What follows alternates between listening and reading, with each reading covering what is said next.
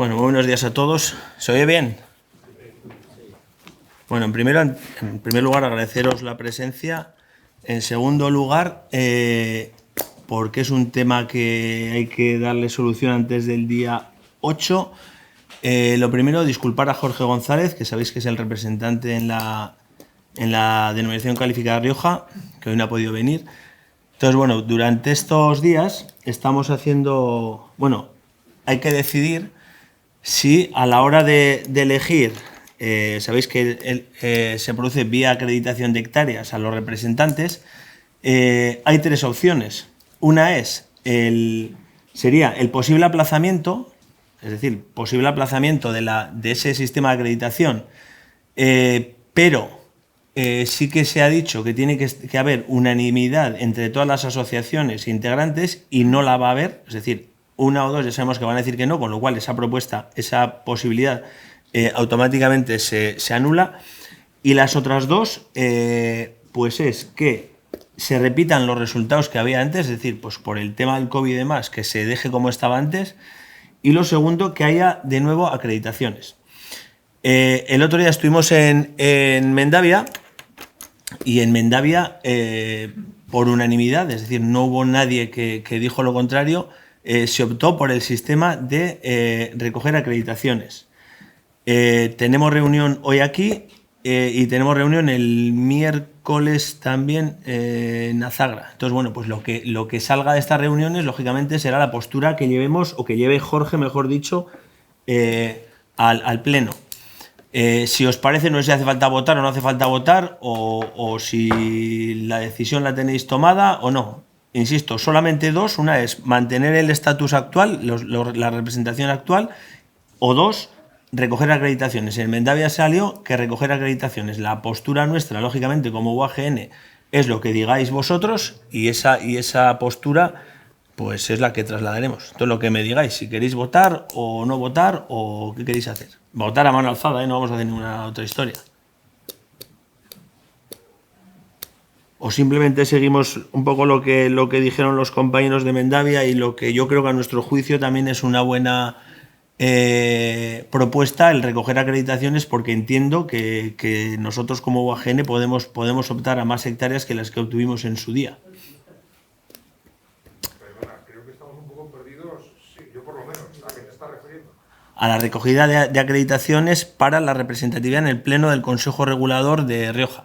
Entonces, sabéis que las hectáreas se dan pues a la UAGN, a N, al que sea. Entonces, toca este año. Entonces, por lo que se planteó fue tres opciones. Una, por tema COVID, aplazar las elecciones, siempre y cuando todas las organizaciones estuviesen de acuerdo, pero ya han dicho una o dos que no están de acuerdo, con lo cual esa opción se desecha, y las otras dos son mantener la representatividad actual, es decir, no recoger hectáreas, ni recoger votos ni nada, mantener lo que se ha hecho durante estos 4 años, mantenerlo otra vez, otro tiempo, o recoger hectáreas, es decir, recoger acreditaciones. Entonces, eso es lo que hay que decir, porque la propuesta hay que llevarla antes del día 8, y simplemente la decisión es esa, si queréis que se recojan hectáreas o mantener el estatus anterior durante pues, los otros 4 años. Lo que os digo, en Mendavia estábamos 30 y algo, me parece que estábamos en la sala, y los 30 y pico dijeron que hay que recoger, que estaban por la labor de recoger hectáreas, no de mantener el estatus hasta ahora. Eso es lo que...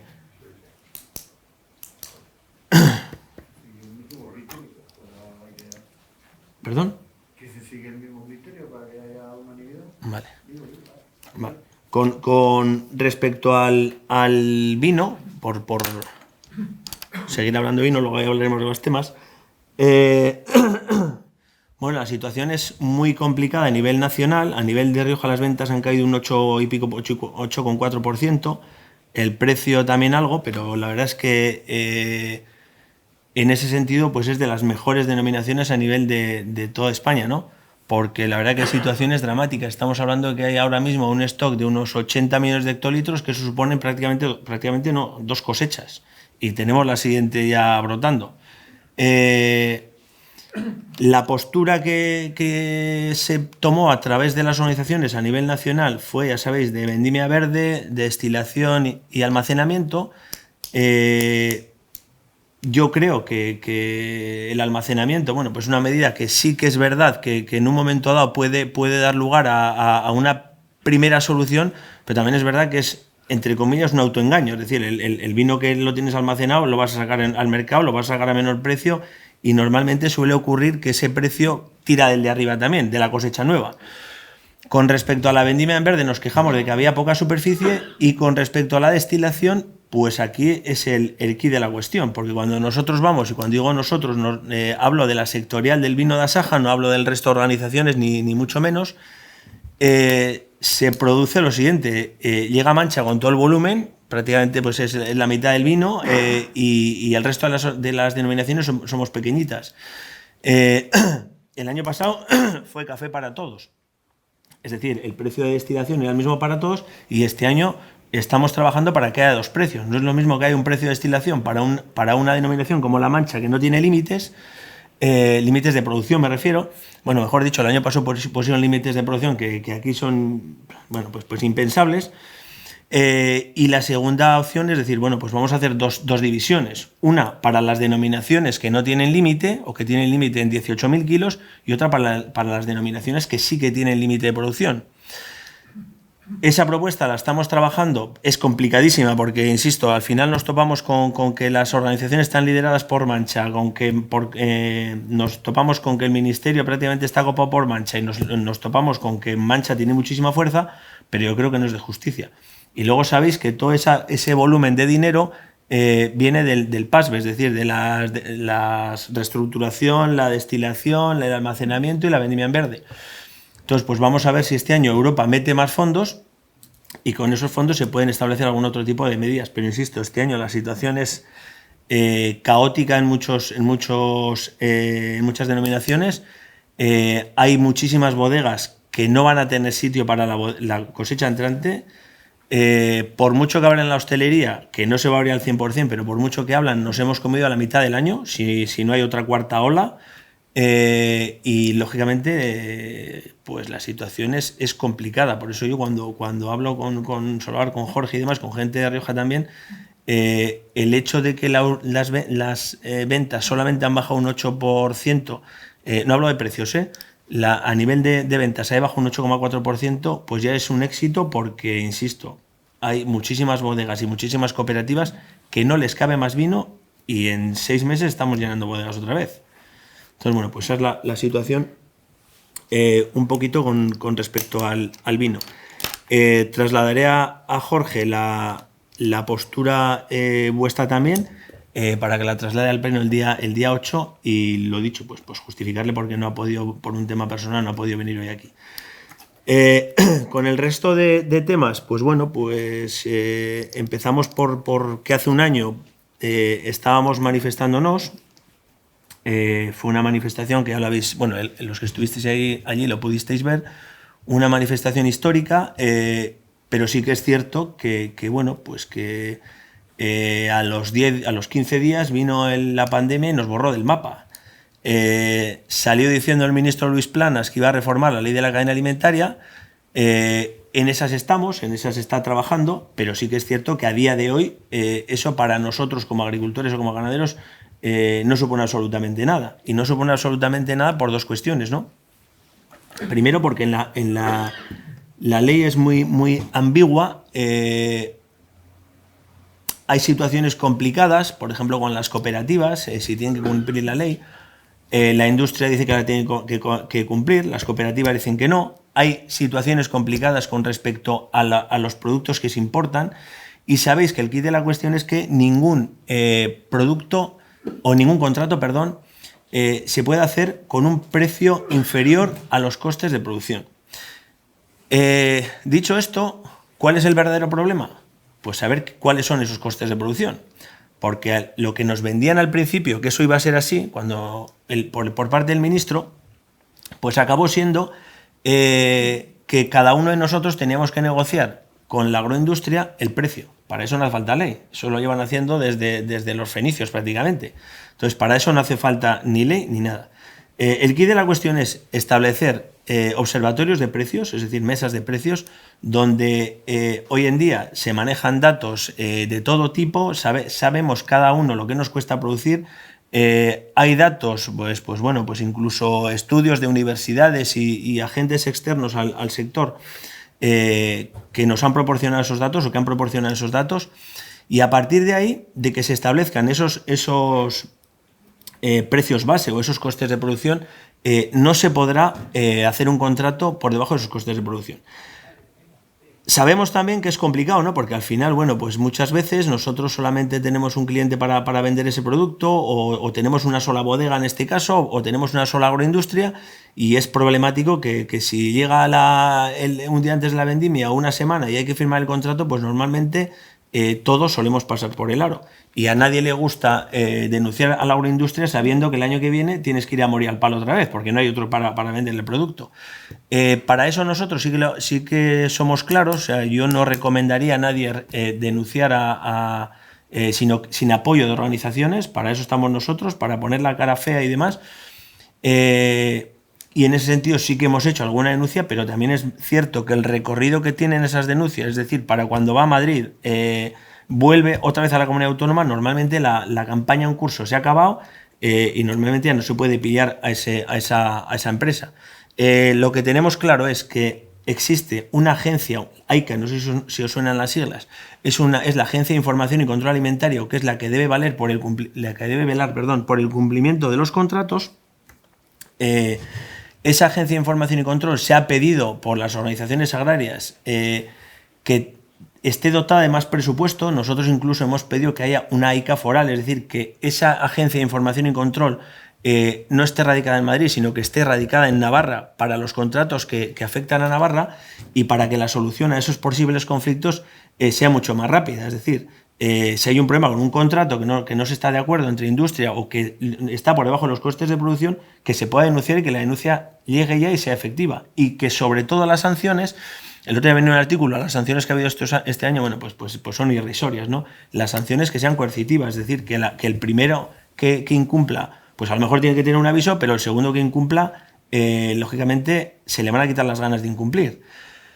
Para eso también es fundamental la creación de una mesa de precios, que se lo hemos pedido a la Administración aquí en Navarra, donde todos y cada uno sabemos cuáles son los costes de producción, tanto nosotros como agroindustria, como Gobierno de Navarra sabemos cuáles son esos costes de producción, y hay que reflejarlo con una mesa de precios, hay que refrendarlo con una mesa de precios y reflejarlo, lógicamente, en la normativa. Y a partir de ahí, insisto, si esta ley logra que se hagan los contratos, que es la promesa del ministro, que se hagan contratos por encima de los costes de producción, pues las movilizaciones del año pasado pues habrán sido un logro importante. Y si esas palabras del ministro Luis Planas el año pasado, el 26 de febrero, en el Congreso, diciendo que se iba a reformar, si la reforma de esa ley no incluye esos costes de producción y no incluye pues todo esto que estamos hablando, lógicamente que no le quepa a nadie la menor duda que nos vamos a seguir movilizando y que vamos a seguir presionando de la misma manera que lo hicimos el año pasado. Para nosotros creemos que es fundamental la regulación de los precios, creemos fundamental que tienen que exigir esas sanciones, y creemos fundamental que no puede existir esa presión por parte de la agroindustria, de las bodegas en este caso, hacia los productores, porque lo que es insufrible pues estar hablando de precios de hace 40 o 50 años. Dicho esto, nosotros pues vamos a seguir presionando en ese sentido, y bueno, a ver qué es lo que nos cuentan de Madrid, porque al final la decisión es del Ministerio, en este caso del Congreso. Por ir hablando un poquito por lo que ha pasado durante estos últimos meses, bueno, yo creo que otro de los problemas fundamentales, más allá de los precios, sería la contratación de trabajadores. Cuando digo contratación de trabajadores no me refiero a convenio y demás, sino sabéis la dificultad que supone contratar personas, porque yo creo que a todos los que estamos aquí nos afecta prácticamente, y más ahora en época de poda, pues las complicaciones que hay, ¿no? Y cuando digo complicaciones yo soy muy claro, así me va también en muchas ocasiones por las redes, pero una de las principales problemas que tenemos, bueno, pues es la falta de información al trabajador sobre la posibilidad de recuperar la renta garantizada cuando se le firma un contrato, y me explico. Todos los que estamos aquí lo habremos oído más de una vez, porque encima así se lo recomiendan. Pues hemos oído más de una vez, joder, me tienes que pagar como me tienes que pagar, o no me puedes pagar esto porque si no pierdo la ayuda. Eso es así, o sea, y el que diga lo contrario y el que esté fuera, pues a lo mejor uno que está en la calle Estafeta, a esto le suena una locura. Al que está en el sector y contrata personal, esto es el día a día.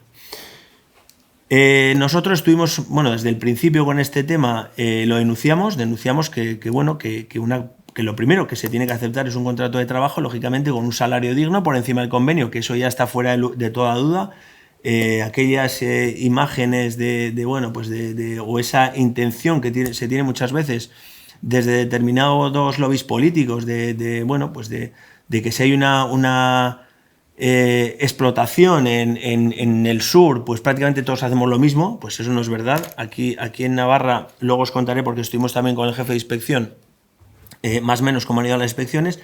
Pero volviendo un poquito al tema, yo creo que el principal problema que tenemos es la falta de información por el Departamento de Derechos Sociales y por el Departamento de Desarrollo Rural sobre cómo afecta a un posible trabajador esa pérdida de ese nuevo contrato de trabajo. Es decir, si nosotros contratamos a alguien que está cobrando la renta garantizada, alguien, y no tenemos que ser nosotros, que también, sino alguien de la administración le tiene que decir a esa persona que está obligado a firmar ese contrato de trabajo y que además al día siguiente está cobrando de nuevo la prestación.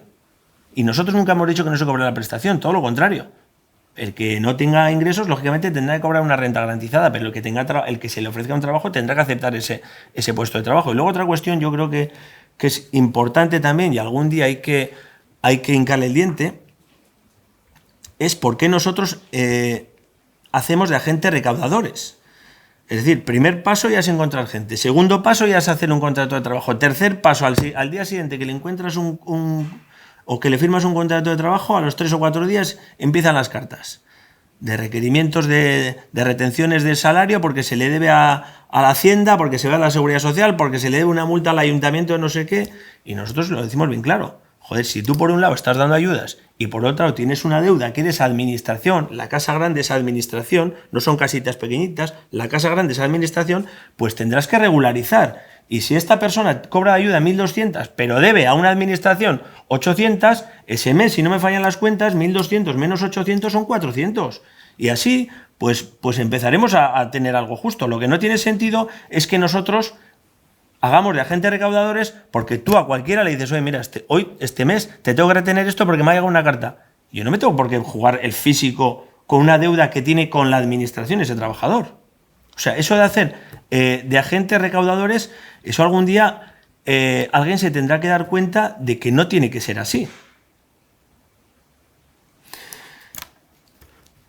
Os decía, con el tema de las inspecciones, bueno, pues ya yo creo que todo el mundo ha visto un vídeo en el que aparecemos, o en el que aparezco, con el tema de las inspecciones, porque el año pasado, por estas fechas no, un mes más tarde, cuando se veían los lineales vacíos, de las estanterías de los lineales vacíos, pues a nosotros nos llamó, bueno, a mí me llamaba gente del gobierno, la presidenta del gobierno, el delegado del gobierno, que teníamos que seguir produciendo, y nosotros le decíamos, vale, sí, que vamos a seguir produciendo, pero es que no tenemos ni idea si cuando sales ahí hay contagio o no. No es que no tengamos nosotros, es que no tenía ni este gobierno ni el de cualquier color político, Seguimos produciendo, seguimos trabajando con las diferentes administraciones y demás, y resulta que a la vuelta o en verano aparece un cuestionario filtrado desde el Ministerio de Trabajo donde había venido un relator de la ONU a ver no sé qué tipo de, no sé lo que había visto, alguna exportación por ahí, decía que las condiciones de los trabajadores en toda España eran inhumanas. Bueno, pues no sé dónde lo llevarían a ver ni qué vio. Pero esto derivó en una campaña de inspecciones salvaje. No digo salvaje por la cuantía de las inspecciones, que en eso yo creo que estamos acostumbrados todos, sino por la magnitud de las preguntas. Al final, que haya una inspección y que en esa inspección o en ese cuestionario se diga o se pongan dudas si los trabajadores están encerrados, si los trabajadores están con condiciones de poco menos que de alambradas, ¿Dónde hacen los trabajadores sus necesidades cuando están en el campo? Bueno, pues yo creo que son preguntas impropias del siglo XXI de cualquier explotación que hay en Navarra. Si hay algún pirata y no cumple estas condiciones, pues lógicamente nosotros no lo vamos a amparar, y si podemos, pues lógicamente iremos a por él, porque son condiciones infrahumanas. Y luego a partir de ahí vienen las inspecciones de trabajo. Las inspecciones, una cosa es una inspección normal de la que todos estamos acostumbrados en nuestro sector, y otra cosa es este tipo de inspecciones. Por eso nosotros, cuando nos quejamos de ese tipo de inspecciones, no de las inspecciones porque sí. Que luego haya partidos políticos y haya determinados lobbies que le den la vuelta a todo esto diciendo que nosotros somos explotadores, bueno, pues la reunión que pedimos con el nuevo jefe de inspección de trabajo, a la cual estuvimos hace 2 viernes, o 2 miércoles, ya no recuerdo, hace 15 días, pues por tema de protección de datos o sea, fue la excusa o la respuesta, no nos dio más datos, pero sí que dijo que habían sido satisfactorias, no en lo recaudatorio, es decir, que no había habido ninguna salvedad importante más allá pues que la perceptivos pues pequeños problemas que suele haber, porque todos lo sabemos también que no se le puede poner puertas al campo y cuáles son los problemas que tenemos día a día. Con lo cual, bueno, pues con respecto a las inspecciones y al tema de la renta garantizada de los trabajadores, bueno, pues es un tema que sí que hemos peleado muchísimo durante este tiempo. Se creó una mesa de trabajo donde estamos, bueno, pues las organizaciones agrarias, está el Departamento de Desarrollo Rural y está el Departamento de Asuntos Sociales, y lógicamente, bueno, pues yo creo que os ha comentado Ángel el tema convenio, donde también hemos estado trabajando, os ha comentado Sandra el tema de prevención de riesgos, donde día a día pues estamos trabajando con el Departamento de Salud y el Instituto de Salud Laboral, pero una cosa no quita la otra, es decir, por esa vía de intentar que todos, y cuando digo todos, tienen que ser los trabajadores, pero también nosotros, pues tengamos las mejores condiciones, pero de ahí a tener que tragarnos todo lo que nos dicen por las redes y demás, de explotadores y por ahí, pues el que lo dice tendrá que demostrarlo, porque, insisto, los movimientos de determinados lobbies políticos y determinados lobbies sociales dejan bastante que desear. Con respecto al tema de los fiscal, bueno, Ángel os ha contado y Doya os han contado un poquito cuáles son los temas técnicos, pero me gustaría comentaros los movimientos políticos, ¿no? Si se puede llamar de alguna manera. El 13 bueno, que sepáis que el tema de los módulos de siempre ha sido un tema donde se le ha puesto el punto rojo, porque todo el mundo piensa que es que van a sacar, o que todos defraudamos y demás. Nunca ha habido pruebas de nada. Y el 13 de octubre, último día de vendimia mía, nos llaman y nos dicen que iba a haber una reunión en el Departamento de Hacienda, a la cual iban a asistir 2 consejeras, la consejera de Hacienda, Elma Sainz, y la consejera de Desarrollo Rural, para hablar de Itziar Gómez, para hablar de tema fiscal. Nosotros no teníamos ni idea. A la reunión solo pudo ir una persona, en este caso asistí yo, asistió también el sindicato N y asistió SENAI en representación de las cooperativas. Y allí nos dicen, bueno, pues todo esto no, nos dicen que se va a cambiar de sistema fiscal, nos dicen que el nuevo sistema fiscal, bueno, pues se elimina el tema de los módulos, se habla del nuevo modelo donde, ya os ha explicado Ángel, pues va a haber un 35% de minoración, etcétera, etcétera, y donde, bueno, pues yo la primera pregunta que le hago, a ver si hay algún informe o algún estudio de previsión de ingresos fiscales. Es decir, cuando uno cambia desde dentro de Hacienda de sistema, yo creo que no se levanta una mañana y dice voy a cambiar el sistema, ¿no? Tiene que haber un estudio previo. Ese estudio previo de previsión fiscal, lógicamente, si la presión fiscal aumenta, si la recaudación aumenta, es porque nosotros vamos a pagar más impuestos, y si disminuye, pues porque vamos a pagar menos. Cuenta de la vieja resumido. Pero mi sorpresa fue cuando ni el director general de Hacienda ni la consejera responden a eso. Dicen, no, pues es un cambio, pero tenía que ser porque vamos a una fiscalidad moderna, etcétera, etcétera, etcétera. Bueno, pues cuando ya te dicen que ese estudio no existe Y cuando llegas a fiscalidad moderna, lo siguiente es cuáles son los gastos que son deducibles. En esa primera respuesta, pues los gastos deducibles eran los arrendamientos y la maquinaria, y lógicamente la primera ronda de preguntas hacia nosotros, a ver qué pensamos las organizaciones, yo respondí el primero. Le digo, yo no tengo elementos de juicio para de hoy para mañana, o aquí a bote pronto, saber si es mejor o peor. Yo tengo muy claro que esto va a conllevar un mayor esfuerzo por parte de los agricultores y los ganaderos, porque al final, bueno, pues el tema burocrático va a ser mayor, y tengo claro que si no respondéis a la pregunta de que si va a haber mayor recaudación fiscal, es una de dos: o porque no la tenéis o porque no la queréis contar, que la respuesta es la misma. Dicho esto, N se posicionó a favor, es decir, dijo que sí, que le parecía bien, porque había gente que con este nuevo sistema pues se podía deducir más que con el sistema de módulos, yo no entendí. Y Senai dijo que bueno, pues que sí que es verdad que, como habéis comentado no sé quién por aquí antes, que había que hacer ejemplos y hacer una comparativa, que así a bote pronto no podía tener opinión. Esto deriva en que a partir de esa reunión, que era el 13 de octubre, insisto, yo cuando nos fuimos de la reunión les pedí documentación escrita, no nos dieron nada, cero. Cuando digo cero es cero, ni un simple correo. Y nos dicen, bueno, pues podéis alegar. Bueno, pues ¿cómo coño vamos a alegar sobre algo que no existe? Sobre un documento que no existe. Para cuando nos llegó la documentación de la alegación y alegamos, ya habíamos hecho los primeros ejemplos y las primeras comparativas, y sí que es verdad, no sé quién preguntaba por aquí, alguno por aquí adelante preguntaba si salía, bueno, pues salen que se paga en ocasiones el doble, en ocasiones más del doble, y muy poquitos salen beneficiados. A partir de ahí, nosotros nos ponemos en contacto con el resto de colectivos autónomos, fundamentalmente con Transporte, porque siempre hemos tenido buena relación. En Transporte hay dos asociaciones, una es ANET y otra es Tradisna. El colectivo de autónomos mayor está en Tradisna, y a partir de ahí, bueno, pues creamos un grupo de WhatsApp y hacemos reuniones virtuales, pues para hablar de estos temas. ¿Qué ocurre? Pues que se nos van sumando autónomos, se van sumando pues la hostelería, se van sumando los taxistas, se van sumando las peluqueras, se van sumando el pequeño comercio, se va sumando yo prácticamente el 100% de los colectivos de autónomos que existen en Navarra.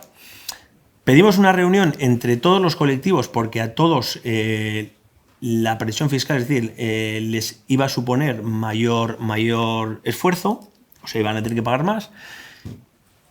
Y a finales de noviembre nos dan una reunión virtual, solamente podían ir dos o tres personas al departamento, el resto estábamos de manera virtual. Cuando digo el resto, es el colectivo de autónomos, prácticamente lo que os digo, el 100%, y sorpresivamente en esa reunión no aparece la consejera, es decir, quitando temas políticos, cuando yo critico a un gobierno, critico a otro, no me penséis que de política cero. Pero lógicamente si están todos los autónomos, qué menos que esté la señora consejera. Está el director de Hacienda y claro, pues las preguntas son las mismas.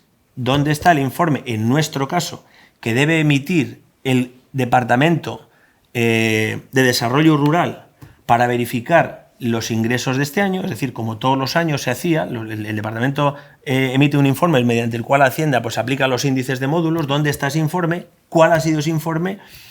Y sobre todo también, vuelta a preguntar si han hecho ese informe o si tienen ese estudio y nos lo van a pasar de estimación fiscal. Tal es la situación, como nosotros, el resto de colectivos de autónomos. Tal es la situación de, yo creo que encerrona, si se puede llamar esa palabra, pero tampoco es encerrona. Bueno, el director de Hacienda que en un momento dado dice, bueno, a mí no nos digáis nada a nivel técnico, que esto es un mandato del Parlamento. Entonces el Parlamento nos dice que nosotros tenemos que hacer esto y lo hacemos. Entonces, bueno, pues ya se van clarificando las cosas. A partir de ahí dijimos, bueno, pues es que no nos vamos a perder más el tiempo. O sea, si no nos vais a dar ninguna solución, tenemos que atacar a la parte política.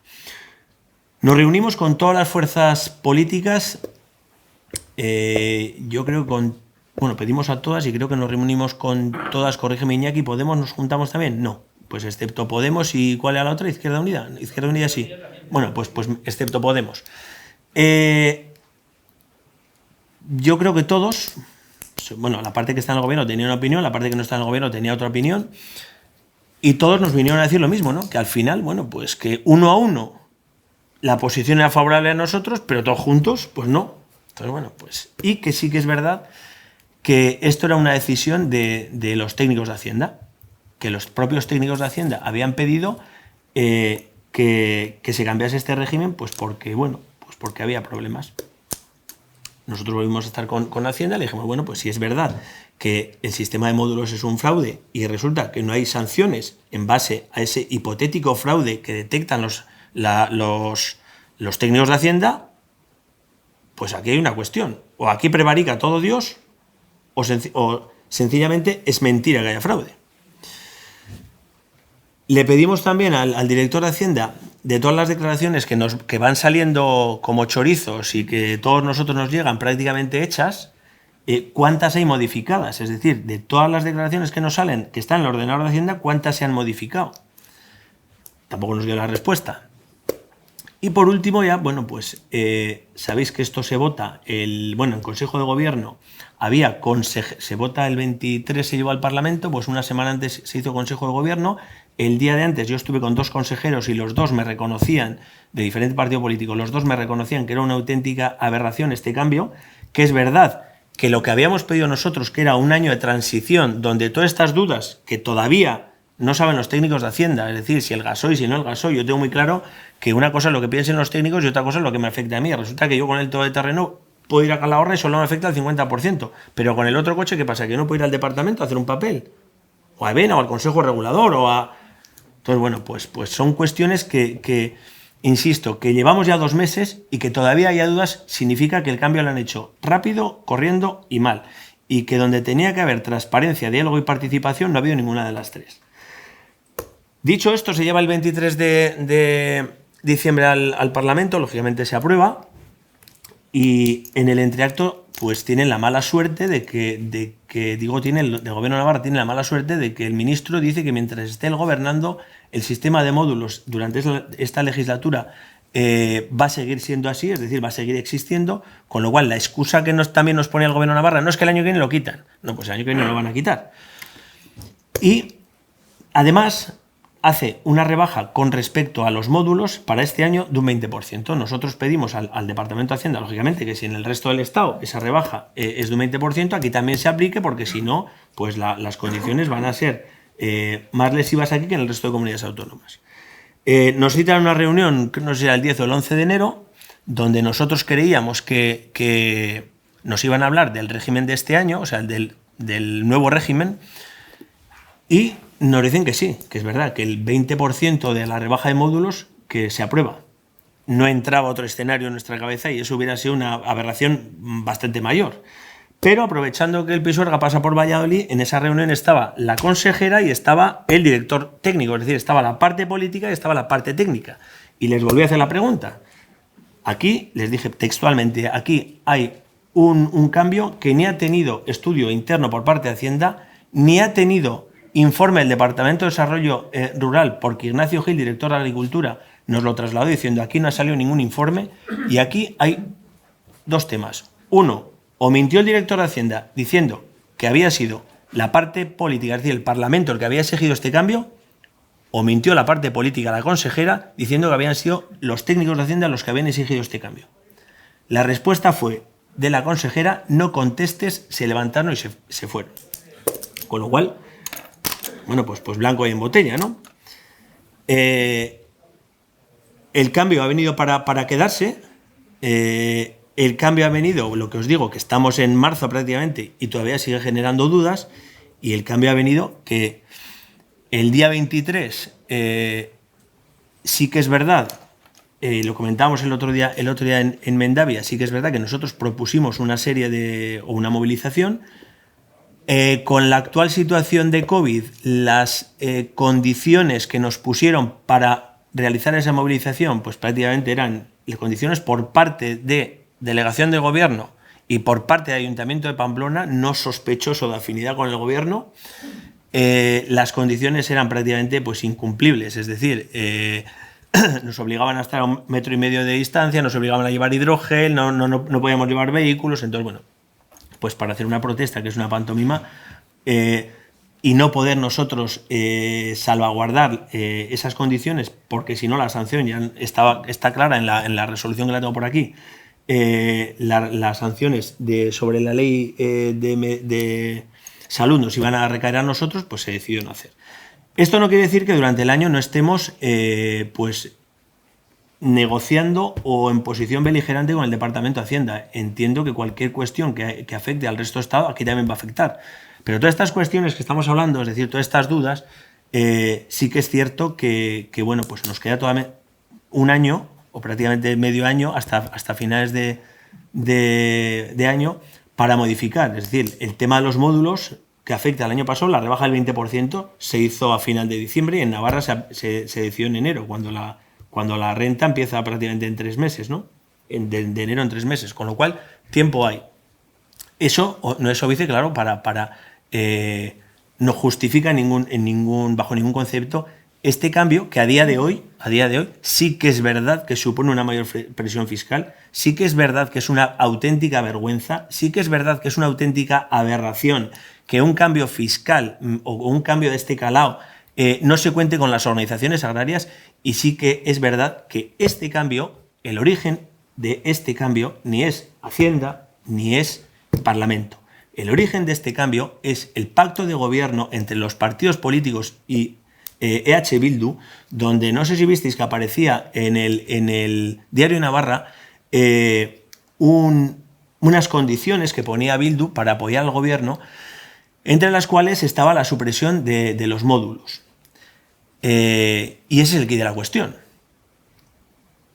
Yo creo que también, insisto, yo he hablado con consejeros y los consejeros, en parte de los consejeros, por detrás de las cámaras nos dan la razón.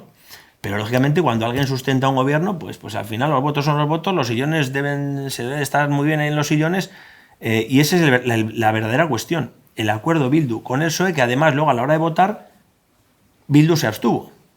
Pero el acuerdo existe, el documento existe, y la firma de Elma Sainz y la firma de Adolfo Araiz están en ese documento. Cambiando, por ir un poquito más allí, o cambiando de tema, con respecto al tema cambiando totalmente, si luego tenéis preguntas o lo que sea, no tengo ningún problema.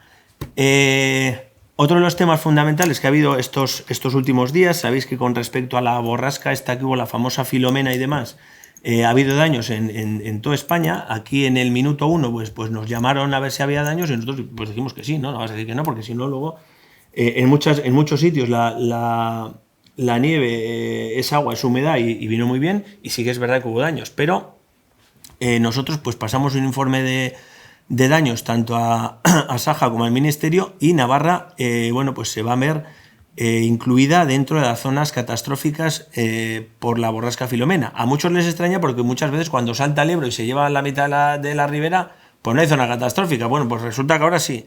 ¿Qué supone eso?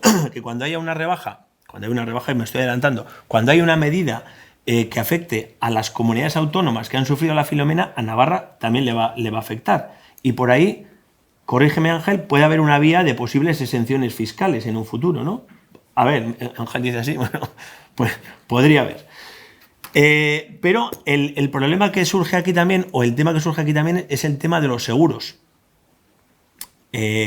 Nosotros llevamos pidiendo la reunión de la mesa de los seguros 2 años, por fin ya con este tema. Se reunió el otro día el tema de los seguros, y sí, la mesa de seguros, a la cual fuimos la única organización que asistimos, no fue en Nafarroa tampoco, y nosotros hemos pedido siempre la actualización, que la actualización no solo sea de la tarifa, es decir, lo que pagamos, que haya también una actualización de precios, porque hay muchos precios que aquí va subiendo la prima, si das parte sube la prima, si no das parte sube la prima, cada vez pagamos más y los precios siguen siendo los mismos. Cuando hay siniestro, entre la franquicia, una cosa y otra, y que el precio que te pagan es la mitad de lo que es el mercado, joder, resulta que nunca, y al final lo que está viendo, igual en el tema de uva no tanto, pero en el tema de hortícola sí que hay, la gente está contratando menos, y nosotros lo pusimos de manifiesto. O se cambian las normas de los seguros, o el seguro, que es todo el mundo sacamos pechos, que es el mejor sistema de seguros de Europa, a lo mejor no lo estamos empezando a cargar. Entonces, bueno, pues a partir de ahí se nos dijo que sí, que se iba, al final es un tema que afecta a toda España, pero que se dijo que se iba a estudiar, que ellos eran conscientes de la situación, que había muchos, sobre todo, insisto, es en tema de hortícola y demás, que había mucha gente que estaba dejando de contratar, y cuando mucha gente deja de contratar, pues lógicamente no es porque piensa que no va a bailar, es porque las condiciones se hace ya mismo un autoseguro. Lo que pago nunca va a ser igual que a lo que cobro, aunque haya daño, pues con lo cual no aseguro. Eso por informaros de la mesa de seguros. Con respecto a PAC, os ha informado Iñaki. Y luego otra reunión que tuvimos, además, este último viernes, fue una reunión con el tema del canal. Estuvimos con Bernardo Ciriza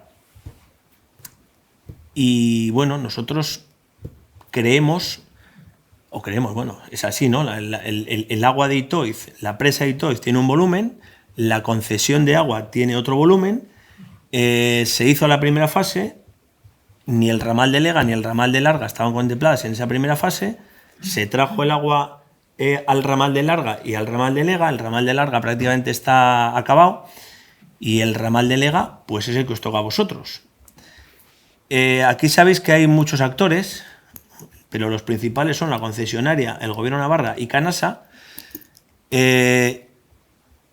y los regantes. Y a mí me suelen los regantes que están regando en la actualidad. Y yo quiero ser muy claro aquí. Una cosa es la gente que está regando, que lógicamente si no se meten más hectáreas es insostenible. O sea, el canal no tiene sentido si no se meten más hectáreas. Otra cosa es Canasa, que dice, joder, pues esto es una máquina de hacer dinero. Contra más hectáreas meta, mucho más dinero, mucho mejor para todos. Otra cosa es que no hay presupuesto, y otra cosa es que se va a pagar el canal o se quiere pagar la segunda fase con los fondos europeos. Estos los famosos Next Generation. En lo que respecta a esta zona, nosotros siempre hemos defendido que, lógicamente, si el cultivo mayoritario aquí pues va a ser cultivo leñoso, fundamentalmente viña, no sé más o menos qué consumo podéis tener, pero andará en torno a los 1.000, 1.300, 1.400, estaréis, más o menos. Bueno, por ahí no. Pues lógicamente tiene que haber otro tipo de tarifa si la concesión de agua no es tan alta.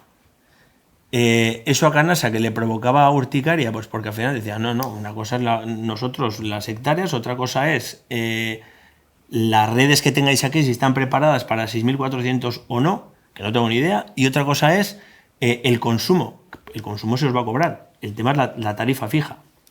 Entonces nosotros siempre hemos dicho, si a cualquier agricultor de aquí, probablemente se os dice, oye, mira, vais a tener una concesión menor, porque las redes no lo admiten, porque tenemos cultivo leñoso, o simplemente pues pero vais a pagar menos de fijo. Entonces, pues igual os conviene. O vais a pagar en función de los 6.400, a pesar de que las redes las tengáis para una cuantía menor y que vais a emplear menos agua. Entonces es el quid de la cuestión. Y es el tema que tenéis que decidir vosotros. Yo lo tendría claro, pero yo soy de secano y no tengo fincas aquí, por desgracia. Pero esa es la cuestión, ¿no? Yo creo que lo que nosotros exigimos es que si alguien de estas zonas se dedica a un cultivo leñoso, no va a tener ese consumo de agua, y lógicamente, bueno, pues las redes no están preparadas para un caudal de esa magnitud, no puede pagar tanto. No puede pagar como una hectárea que sí que va a tener un consumo de una dotación de 6.400, ¿no? A partir de ahí yo creo que la primera condición que tiene que cumplir, o el primer paso que tiene que dar, más allá de venir aquí pues unos o otros y demás, pues al final a buscar votos, esto se trata de una obra, esto se trata de que haya actores principales que sois vosotros los agricultores, y esto se trata de que tenéis que saber las condiciones de antemano.